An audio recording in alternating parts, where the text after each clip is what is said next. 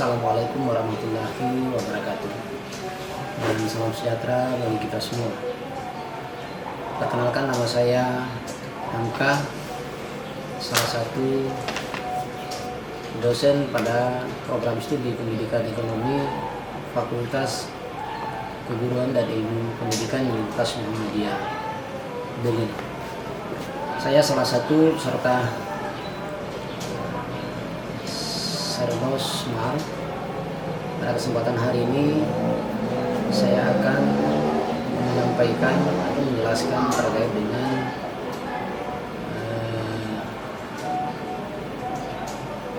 mata kuliah yang saya ampu pada 3 tahun terakhir, khususnya di 2017 sampai di tahun 2019.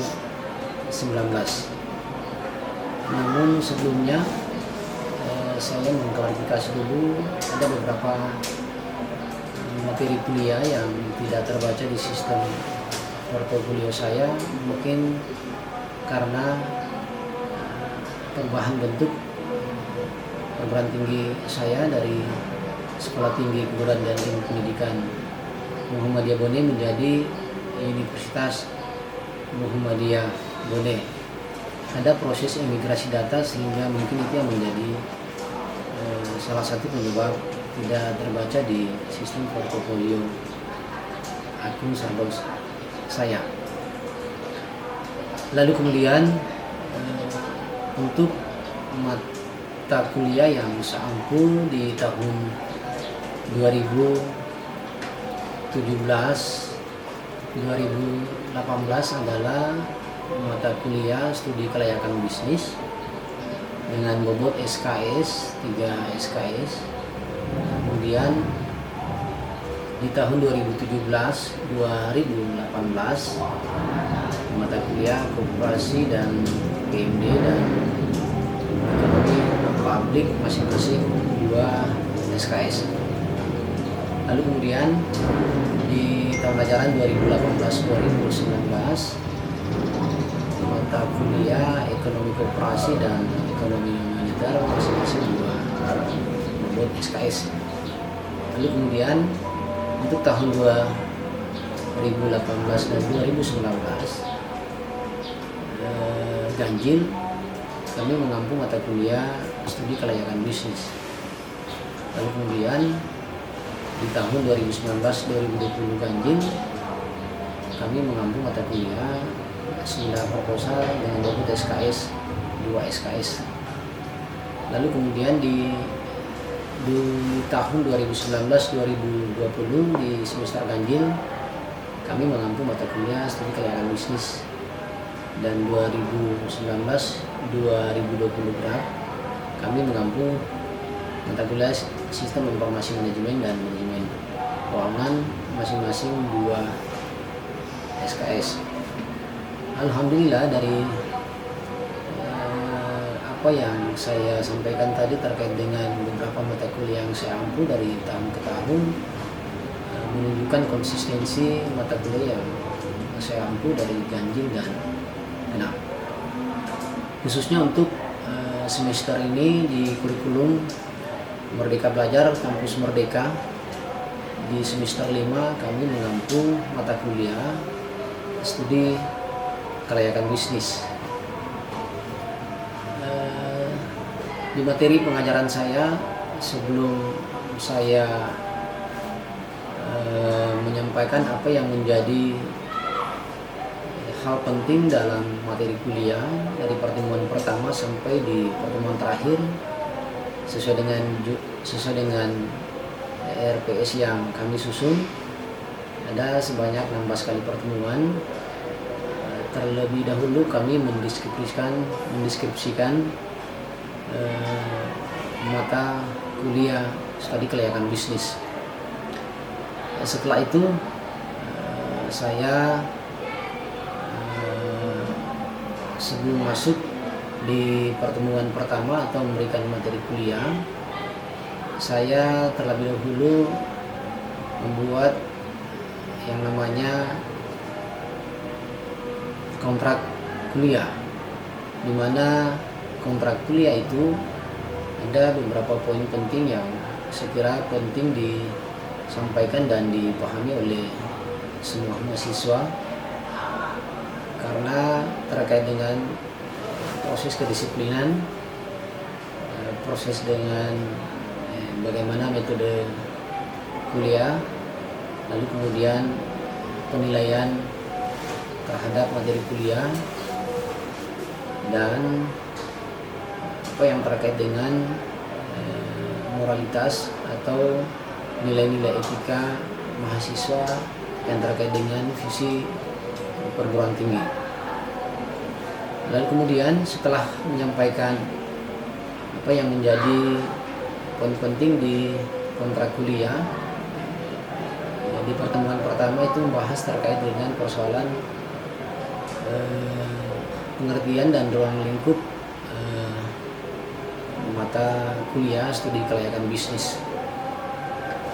Pada saat menyampaikan mata kuliah dari pertama, metode yang kami lakukan adalah metode ceramah, metode diskusi dan tanya jawab. Di setiap pertemuan,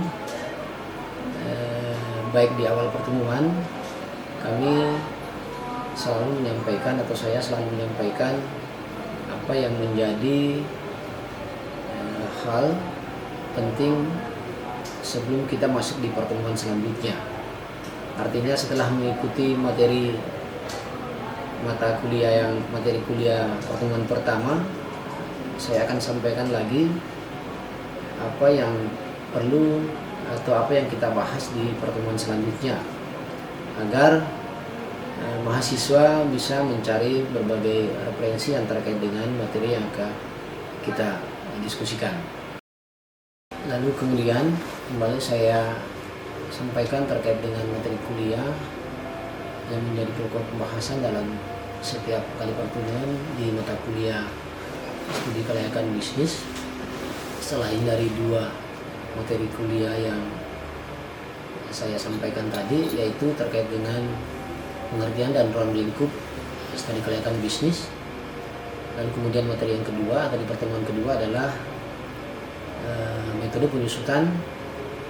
Lalu kemudian di pertemuan ketiga adalah konsep time value of money. Lalu kemudian di pertemuan keempat aspek pemasaran dan peramalan permintaan. Lalu kemudian di pertemuan kelima membahas terkait dengan aspek pemasaran, yaitu bagaimana strategi pemboran pemasaran yang diterapkan oleh setiap perusahaan, atau bagaimana strategi keunggulan bersaing. Lalu kemudian di pertemuan ke-6 atau materi ke-6 adalah aspek teknis dan produksi. Ya, jadi bagaimana menganalisis secara teknis dan proses produksi yang dilakukan oleh perusahaan. Lalu kemudian aspek yang ketujuh adalah aspek yuridisnya atau aspek hukumnya. Lalu kemudian di pertemuan ke-8 atau aspek ke-8 adalah aspek ekonomisnya. Artinya apakah proyek investasi ini dapat memberikan kontribusi atau sejauh mana terhadap peningkatan pendapatan bagi masyarakat, pendapatan bagi pemerintah, atau pendapatan asli daerah pemerintah tertentu, baik secara mikro juga secara makro. Lalu kemudian aspek yang 9 adalah aspek mengenai dampak lingkungan. Aspek dampak lingkungan ini tentu juga menjadi hal penting, karena jangan sampai terjadi hanya orientasi keuntungan bagi perusahaan, tidak mempertimbangkan aspek kerugian dari masyarakat akibat proyek atau investasi yang dilakukan oleh perusahaan. misalnya aspek polusi dan atau pencemaran lingkungan yang ditimbulkan atau yang diakibatkan oleh perusahaan atau investasi tersebut. Lalu kemudian yang ke-10 adalah aspek keuangan, yaitu bagaimana menilai atau mengukur kemampuan keuangan sebuah perusahaan, apakah ya proyek tersebut lebih besar aspek pendapatan terhadap biaya yang dikeluarkan oleh perusahaan tersebut dalam mengoperasikan kegiatan investasinya. Ya, sekira di pertemuan ke-10 ini lumayan banyak sehingga pembahasannya mungkin 2 kali pertemuan. Lalu kemudian di aspek selanjutnya adalah aspek biaya atau modal atau penyusunan laporan studi kelayakan bisnis. Dari semua aspek itu dianalisis, lalu kemudian di terakhir itu bagaimana materi ini disimpulkan dan dibuatkan sebuah laporan studi kelayakan bisnis. Apakah dari hasil data lalu kemudian dianalisis ini bisa merekomendasikan terkait dengan layak tidaknya sebuah proyek atau layak tidaknya sebuah investasi dilaksanakan. Sekira seperti itu yang terkait dengan riwayat pengajaran dan deskripsi mata kuliah yang saya ampu pada program studi pendidikan ekonomi Fakultas Keguruan dan Ilmu Pendidikan Universitas Muhammadiyah Bone, khususnya di semester 5 kampus Merdeka Belajar Kampus Merdeka. Saya akhiri dengan ucapan wabillahi taufiq wal hidayah. Wassalamualaikum warahmatullahi wabarakatuh.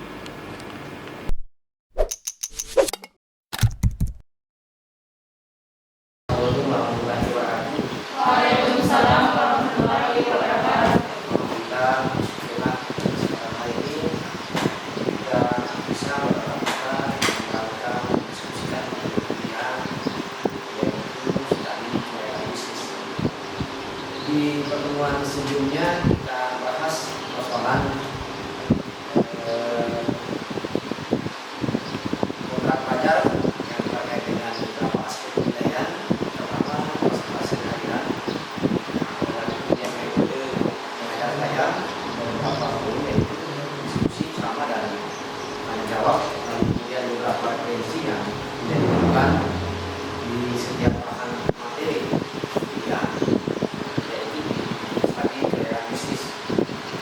Lalu kemudian ada beberapa penyampaian sebelumnya juga adalah terkait dengan capaian materi kuliah, capaian mata kuliah, kemudian bahwa setelah kita mempelajari mata kuliah studi kelayakan bisnis ini, apa yang menjadi dirinya. Sekira sudah saya jelaskan dari awal dan terkait juga apa yang menjadi materi kuliah mulai dari pertemuan pertama sampai di pertemuan terakhir atau di akhir semester ya.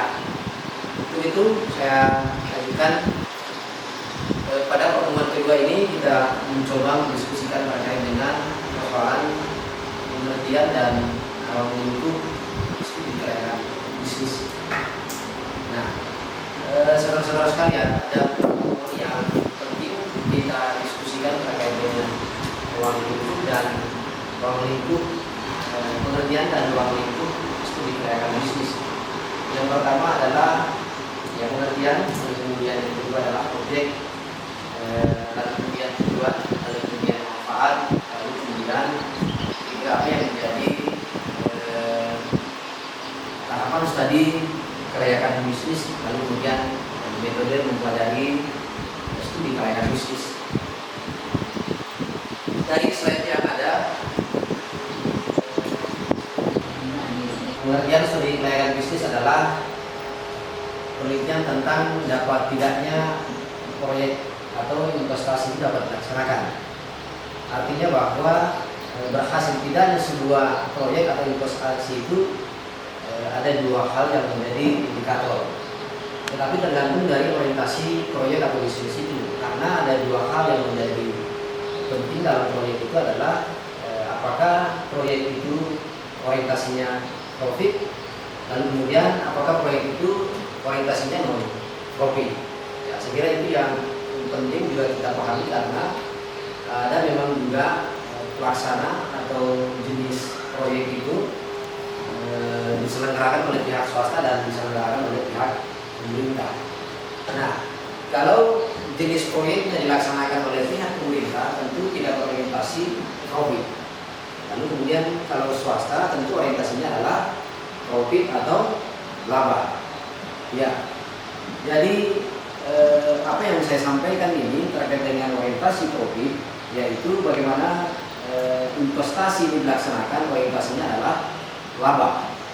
Ya, jadi kalau umumnya ini yang namanya proyek atau investasi swasta umumnya dilaksanakan umumnya berorientasi laba. Sementara kalau di proyek atau investasi dilaksanakan oleh pihak pemerintah itu non profit atau non laba.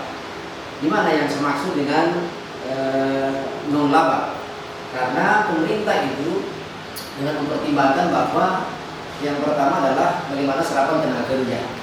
Jadi kalau proyek pemerintah itu orientasinya adalah bagaimana serapan tenaga kerja. Lalu kemudian yang kedua adalah pemanfaatan sumber daya. Artinya kalau ada investasi tentu kan berorientasi, maksud saya capaiannya adalah bagaimana manfaat dari proyek atau investasi tersebut. Selanjutnya adalah objek dari proyek.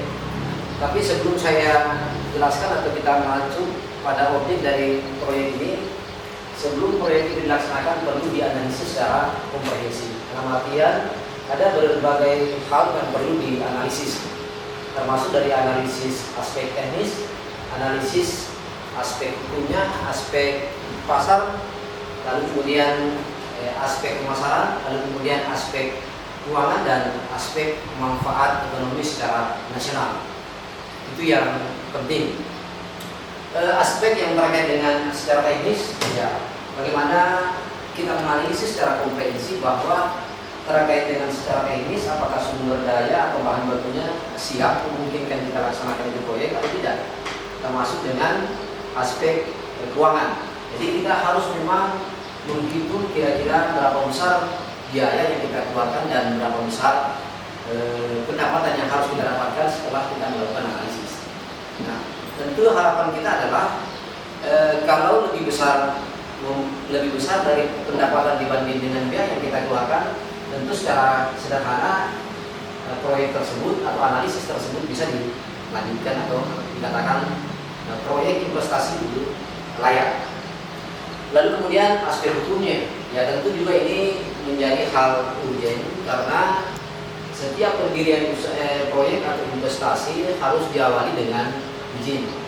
Ya bagaimana kelangsungan proyek tersebut? Ada izin untuk melaksanakan proyek tersebut. Artinya ada regulasi dari pemerintah apakah proyek tersebut bisa dilaksanakan atau sesuai dengan regulasi yang ada di daerah tertentu, misalnya di daerah Kabupaten Bone. Itu kan regulasi yang ada di Kabupaten Bone kadang beda di daerah lain atau di provinsi lain, sehingga sangat penting juga dianalisis terkait dengan analisis hukumnya. Lalu kemudian kira-kira apa yang menjadi manfaat ekonomi secara nasional?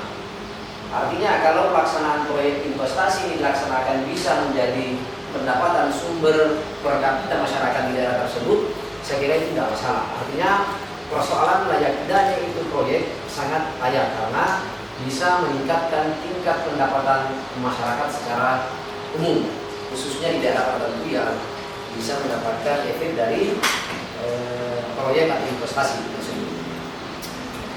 Ya, lalu kemudian kita masuk di objek dari proyek investasi tersebut. Yang menjadi objek dari proyek investasi itu yang Yang saya katakan tadi bahwa sebenarnya ada dua jenis proyek, yaitu proyek pemerintah dan proyek swasta. Kalau proyek swasta, kira-kira salah satu contoh adalah industri, ya, proyek industri, perdagangan atau yang lain. Proyek industri tentu asumsinya kita adalah bisa memberikan manfaat pendapatan daerah. Dan kemudian kalau investasi di swasta tentu atau proyek itu bisa dilaksanakan, tentu terbuka sebuah lapangan pekerjaan. Nah, kalau ada investasi atau proyek, maka potensi untuk lapangan pekerjaan itu bisa diciptakan. Artinya juga menjadi misi pemerintah dalam rangka mengatasi yang namanya mengurangi tingkat pengangguran. Lalu kemudian yang terakhir adalah kemudian selanjutnya adalah terkait dengan proyek atau investasi ini juga kita penting mendiskusikan terkait apa yang menjadi tujuan proyek investasi. Tujuannya adalah karena investasi itu banyak orang yang punya kepentingan terhadap segala aktivitas proyek dan investasi. Paling tidak yang pertama adalah bagi pihak investor. Kenapa itu penting atau menjadi tujuan bagi pihak investor dalam rangka melakukan studi kelayakan bisnis. Sebelum investor itu melakukan investasi ke salah satu bisnis atau proyek, tentu dia membutuhkan informasi yang akurat. Apakah dari informasi itu, dari studi kelayakan bisnis yang dilakukan, memungkinkan tidak orang itu berinvestasi. Dalam artian bahwa hitungan investasinya apakah bisa menguntungkan bagi pihak investor atau tidak. Makanya studi kelayakan bisnis itu sangat dibutuhkan juga oleh para pihak investor atau orang yang menginvestasikan dananya dalam sebuah proyek atau kegiatan investasi. Itu yang pertama. Lalu bagi analisis studi kelayakan, ya saya kira ini juga penting bagaimana bagi analisis studi kelayakan supaya bisa menganalisis apa yang menjadi hasil dari studi orientasi kebijakan proyek itu bisa dianalisis secara cermat, sehingga juga itu bisa memperkaya apa yang menjadi pemahaman mereka terhadap analisis atau terkait dengan informasi data terkait dengan penelitian atau studi kelayakan yang dilakukan oleh pihak-pihak tertentu. Lalu kemudian ya bagi masyarakat,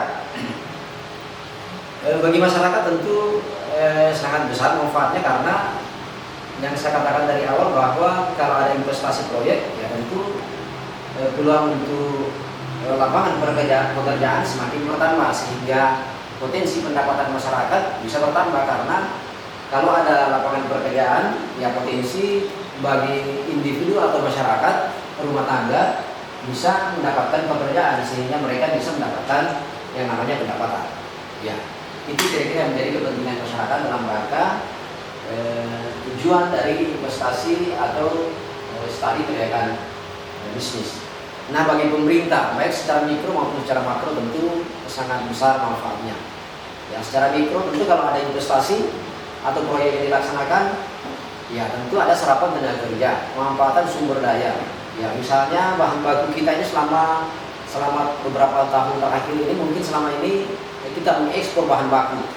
Nah, tetapi kalau ada investasi atau proyek, mungkin bahan baku itu bisa diolah sendiri menjadi bahan jadi, sehingga nilai dari bahan baku tersebut bisa menjadi nilai tambah atau menjadi pendapatan bagi pemerintah. Itu baik secara mikro.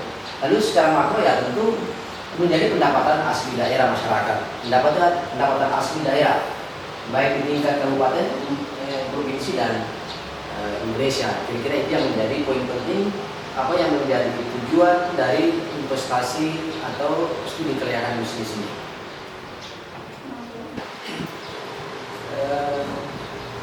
Kita bahas persoalan metode mempelajari studi kelayakan bisnis.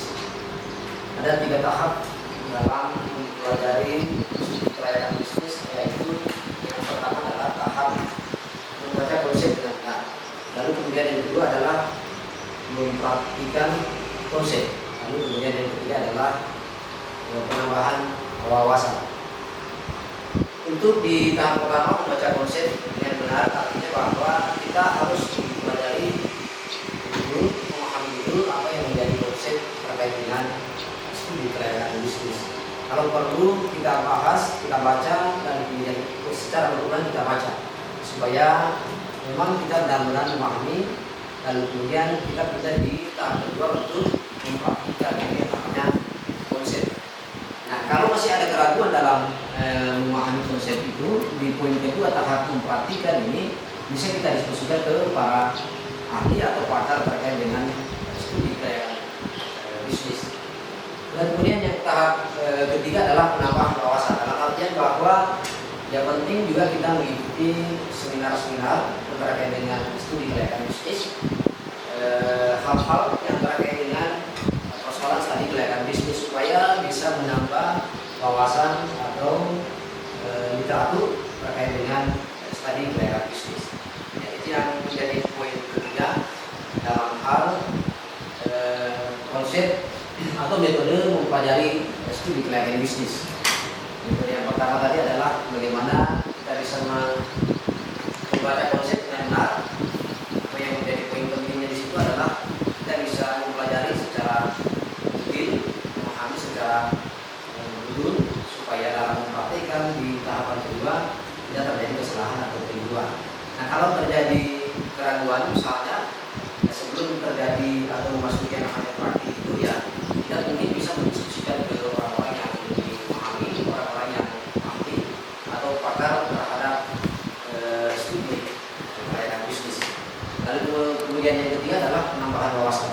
Ya, banyak hal yang bisa kita lakukan dalam rangka penambahan wawasan terkait dengan studi kelayakan bisnis. Mungkin ada kegiatan seminar yang perlu kita ikuti, berbagai yang perlu kita ikuti, atau berbagai literatur, atau berbagai orang yang memang profesinya di situ, atau memang yang sering melakukan studi kelayakan. Ya, tidak ada salahnya kita mempelajari atau metode mempelajari studi kelayakan bisnis dalam hal seperti itu. Kira-kira ini yang menjadi poin dalam metode mempelajari studi kelayakan bisnis. Selanjutnya, sebelum kita masuk di sesi diskusi atau tanya jawab terkait dengan materi ini, kita masuk dulu di tahapan mempelajari studi kelayakan bisnis. Juga ada 3 tahapan dalam hal mempelajari studi kelayakan bisnis. Tahap pertama adalah tahap menentukan ide. Nah, ini yang sekiranya penting, bagaimana menentukan ide atau gagasan dalam menghasilkan kira-kira apa yang menjadi proyek yang harus saya lakukan. Artinya saya harus berinvestasi dengan pekerjaan nanti investasi apa. Nah, jadi bagaimana munculnya sebuah ide itu harus didasari dari mana. Ya, jadi yang pertama adalah bagaimana menemukan ide atau gagasan usaha. Ya, karena sebelum kita berusaha berinvestasi harus ada ide dulu. Ya, ditawari dengan ide atau gagasan. Lalu kemudian yang kedua adalah mempertimbangkan alternatif usaha. Ya, setelah ada ide semua, ide itu muncul dari mana, lalu kemudian mempertimbangkan alternatif usaha. Mungkin dari data yang ada beberapa alternatif usaha yang kita lakukan. Misalnya investasi industri kah, investasi perdagangan kah, atau yang lainnya. Jadi ada beberapa alternatif yang perlu kita pertimbangkan. Ini kira-kira prospek usahanya bisa profit tidak? Ya, itu yang dimaksud dengan pertimbangan alternatif usaha secara ringkas. Lalu kemudian tahap ketiga adalah analisis data. Ya, setelah ada data yang kita kumpulkan dari hasil studi itu, studi atau penelitian, maka kita melakukan analisis data secara objektif. Ya. Kita harus menganalisis data itu secara objektif sehingga untuk meminimalisir yang namanya potensi kerugian. Ya, kecuali kalau ada faktor X maksud saya. Jadi setelah kita mengumpulkan berbagai data yang ada, lalu kemudian kita analisis. Ya, analisisnya ya ada juga analisis secara kuantitatif. Ya, jadi ada analisis matematikanya. Nanti kita coba tampilkan beberapa contoh kasus yang terkait dengan analisis secara matematika. Artinya bahwa misalnya investasi ini berumur proyeknya 4 tahun. Nah, kalau sudah ditentukan, sudah dianalisis bahwa dalam setiap tahunnya dengan investasi 1 M misalnya, dengan masa pengembalian setiap tahunnya adalah 300 juta, maka kita mengatakan bahwa kalau umur investasi atau umur proyek selama 4 tahun, bisa diasumsikan bahwa proyek tersebut dapat dilaksanakan atau layak dilaksanakan. Karena tingkat pengembalian per tahunnya sebanyak 300 juta dengan investasi modal 1M selama 4 tahun, ya tentu kan pengembaliannya adalah 1,2, ya kan, kalau diasumsikan begitu, ditotalkan, maksud saya dari jumlah pengembalian setiap tahunnya 300 juta selama 4 tahun, berarti bisa dikatakan investasi itu atau proyek itu layak untuk dilaksanakan, ya, kira-kira seperti itu. Nah, kita kembali kepada tahap pertama, bahwa bagaimana menemukan ide, ya, bagaimana menemukan ide, ini yang penting. Ya, jadi untuk berinvestasi bukan karena hanya semangat keberanian, kita harus punya gagasan atau diawali dari ide. Jadi itu muncul dari mana? Ya, itu muncul dari mana? Ya, ide itu muncul bisa dari literatur yang kita baca. Ya, literatur yang kita baca dengan perkembangan teknologi dan ilmu pengetahuan, yang mungkin di situ berawal ide, sehingga kita tertarik untuk berbisnis tertentu atau berinvestasi di bidang industri misalnya, karena lewat literatur yang kita baca, sehingga muncul ide untuk berinvestasi atau berusaha. Lalu kemudian bisa ide itu bisa muncul lewat, ya, diskusi dengan para orang yang memang ahli atau, ya, pakarnya di bidang itu misalnya. Oh, ini dia di bidang ini, dia sering berinvestasi di bidang ini dan selalu sukses dalam investasi itu. Lewat diskusi-diskusi itu, ya, mungkin kita bisa kembangkan pemikiran mereka juga, apa yang mereka kita diskusikan ini, apa yang kita diskusikan maksud saya, ya, di sini juga bisa muncul ide atau gagasan kita untuk berinvestasi. Lalu kemudian apa lagi kira-kira yang bisa munculkan ide kita untuk berinvestasi? Dari pembacaan literatur, maksudku, ya, dari referensi yang kita baca, literatur yang kita baca, lewat diskusi yang kita laksanakan ke beberapa orang yang ahli di bidang itu, sehingga muncul ide terkait dengan berinvestasi. Ya, investasi itu kan mungkin usaha baru atau juga pengembangan usaha atau perdagangan, tergantung bagaimana prospek usaha. Kalau prospek usahanya misalnya harusnya untuk perdagangan, ya, kita melaksanakan investasi untuk dagang. Ya, lalu kemudian tergantung juga dari kemampuan dana atau keuangan yang kita miliki. Seperti yang saya singgung dari awal, bahwa sebelum melakukan ini, sebelum investasi berjalan, tentu dianalisis dari berbagai persoalan atau dari berbagai hal. Ya, saya lanjutkan materi yang terkait dengan pengertian dan ruang lingkup studi kelayakan bisnis. Di terakhir ini kita coba menampilkan contoh kasus terkait dengan layak tidaknya sebuah investasi. Nah, ini secara penilaian secara matematika atau secara kuantitatif. Ini contoh kasus yang saya tampilkan ini, kita mau melihat apakah layak investasi itu atau tidak. Nah, berdasarkan dari penilaian secara matematika atau secara kuantitatif. Ini kasus dengan modal investasi sebesar 120 juta. Ya, jadi ini kasus modal investasinya adalah 120 juta. Tapi ada dua proyek untuk bandingkan ini, yang mana layak, yang mana tidak. Artinya yang mana kita pilih. Apakah di proyek X atau usaha X atau usaha Y? Ya, bisa dipahami maksud saya? Ya kan, jadi ada dua proyek yang kita rencana untuk melakukan investasi. Nah, kita mau hidup ini berdasarkan dari pengembalian modal usaha.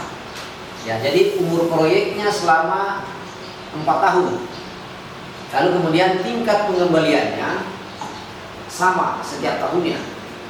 Ya. Jadi tingkat pengembalian modal ini sama di setiap tahunnya. Ya, jadi mau dihitung ceritanya ini dengan investasi modal usaha 120 juta dengan tingkat pengembalian di proyek X sebesar 60 juta, lalu kemudian di proyek Y, usaha Y sebesar 50 juta. Ya.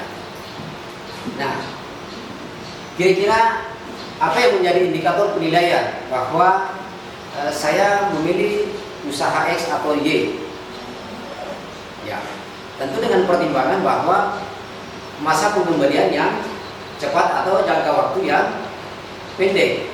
Ya, kalau masa pengembaliannya cepat, dari umur ekonomisnya umur proyek 4 tahun, kalau masa pengembalian modal usahanya 2 tahun, itu kan kita menganggap bahwa proyek atau investasi itu sangat layak karena umur usaha atau proyek itu 4 tahun, tetapi masa pengembalian modal usahanya selama 2 tahun, sehingga 2 tahun sisanya itu adalah untuk yang keuntungan. Jadi selama 2 tahun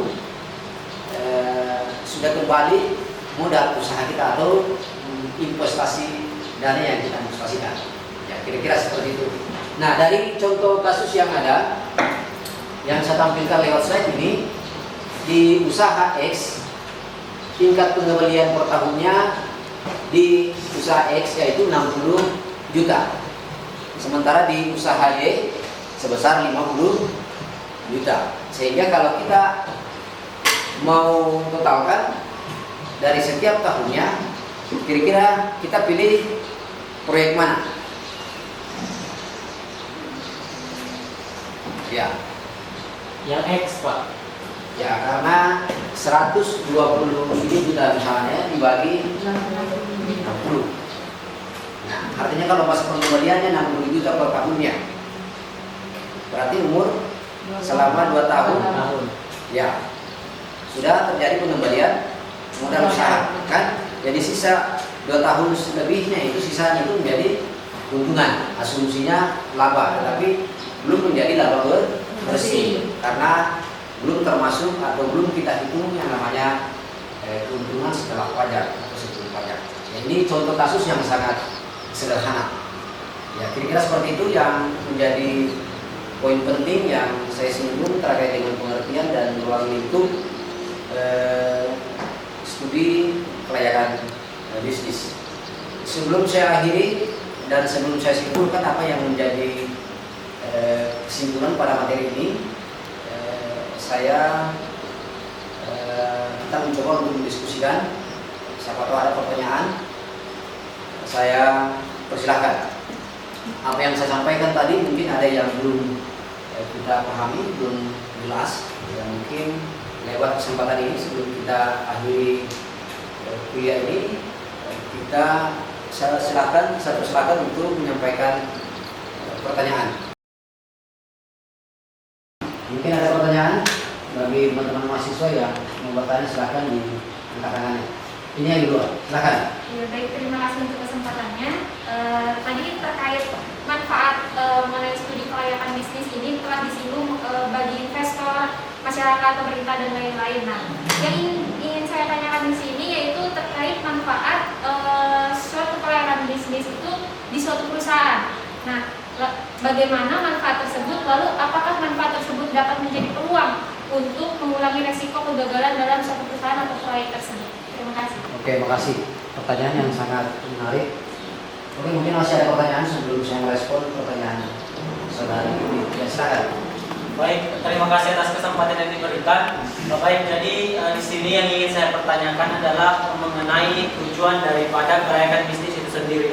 Karena tadi telah disinggung beberapa tujuan daripada studi kelayakan bisnis ini. Nah, yang ingin saya pertanyakan adalah tujuan dari manfaat daripada studi kelayakan bisnis ini di tengah-tengah masyarakat. Jadi apa kemudian manfaat yang diimbaskan dari studi kelayakan bisnis ini di tengah-tengah masyarakat itu saja. Ya, mungkin saya bisa menyebutkan pertanyaannya adalah terkait dengan tujuan studi kelayakan dan kemudian manfaatnya studi kelayakan khususnya bagi perusahaan. Ya, saya jawab dulu pertanyaan yang pertama terkait dengan manfaat bagi perusahaan. Ya, manfaat bagi perusahaan tentu menjadi rujukan kebijakan terhadap 1 tahun atau 1 periode selanjutnya. Karena lewat studi kelayakan itu bagi manajer perusahaan atau pimpinan perusahaan menjadi rujukan kebijakan dalam rangka apa yang menjadi hasil penelitian. Ya, sangat benar bahwa jangan sampai pimpinan perusahaan mengalami kegagalan dalam memanage perusahaannya karena tidak punya data konkret terkait dengan bagaimana pengembangan usaha, bagaimana orientasi usaha atau orientasi kebijakan perusahaan. Apakah dia harus menambah volume industrinya, volume usahanya, ataukah mempertahankan saja, lalu kemudian kira-kira bagaimana menghitung seberapa besar jumlah anggaran yang digunakan, sehingga lewat analisis atau studi kelayakan yang dilakukan oleh seorang profesional itu menjadi pertimbangan bahwa memang sangat penting yang namanya studi kelayakan itu dalam rangka menentukan kebijakan atau orientasi ke depan bagaimana perusahaan selanjutnya, minimal satu periode tertentu atau 1 tahun, kira-kira seperti itu.